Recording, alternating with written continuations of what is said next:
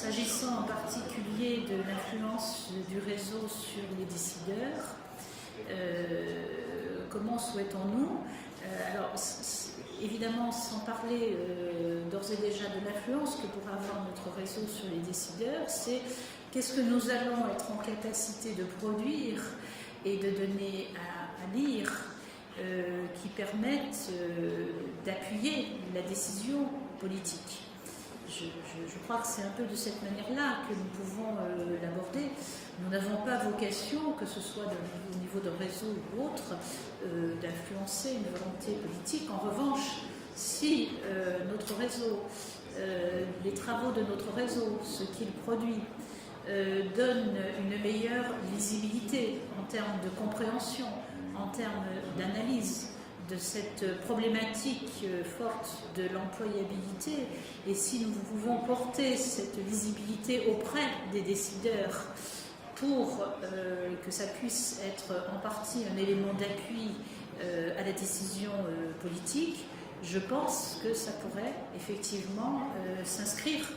totalement, en tout cas, dans la mission du réseau. Il y avait une autre intervention qui était du côté de la place des diplômés. Donc, bien évidemment, nous allons ensemble réfléchir sur comment nous allons introduire très rapidement ceux-là même, je dirais, qui font l'objet et qui sont la cible de notre réflexion, c'est-à-dire les étudiants, les bénéficiaires des formations, ceux aussi qui sont peut-être en stand-by par rapport à la question de l'employabilité.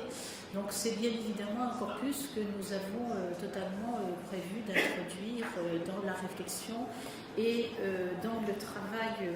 travail du réseau. Peut-être rebondir aussi, je croise un petit peu les retours parce qu'il y avait plusieurs remarques et questions qui étaient concomitantes sur la question de la viabilité du réseau et de sa capacité à s'articuler à une dynamique. C'est effectivement complètement notre préoccupation. Et nous en parlions déjà hier soir et ça sera certainement aussi l'objet de notre réflexion à l'intérieur du réseau, que d'avoir une capacité